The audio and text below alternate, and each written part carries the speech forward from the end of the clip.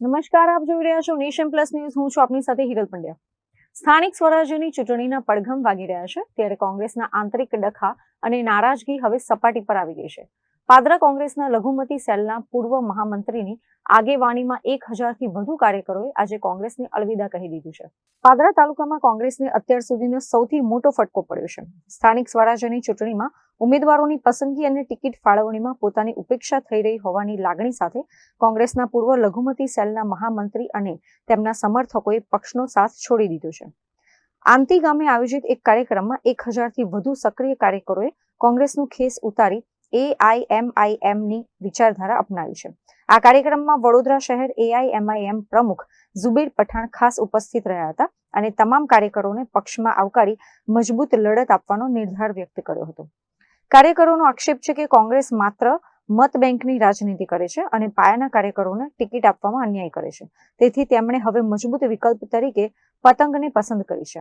આજ રોજ આંટી ખાતે ઓલ ઇન્ડિયા મજલિસ ઇત્તેહાદ મુસ્લિમીન માટે જે પ્રોગ્રામ રાખેલો હતો તેમાં બરોડા કોંગ્રેસના મહામંત્રી અબ્દુલ જબ્બારે AIMIM મજલિસનો ખેસ ધારણ કરી અને આપણે મજલિસ જોઈન કરી છે અને તેમની સાથે 1500થી વધુ કાર્યકર્તા જે આજે મજલિસમાં જોડાયા છે તે માટે બહુ જ ખુશી વ્યક્ત કરું છું અને આવનારા સમયમાં ઘણા બધા ગામોમાંથી મજલિસમાં જોડાય તેવી હું આશા રાખું છું. હું કોંગ્રેસમાં ઘણા ટાઈમથી સક્રિય કાર્યકર છું અને ગઈ ટર્મમાં વડોદરા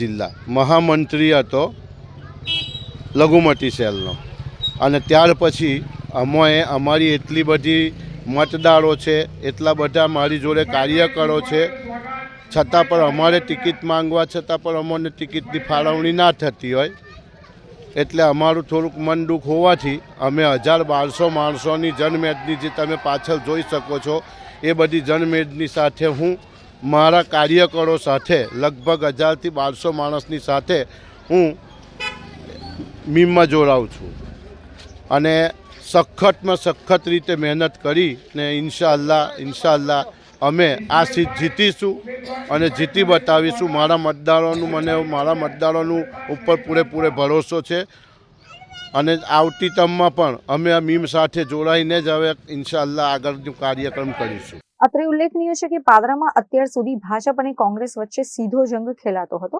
પરંતુ હવે આપ અને AIMIMની સક્રિયતાએ સમીકરણો બદલી નાખ્યા છે.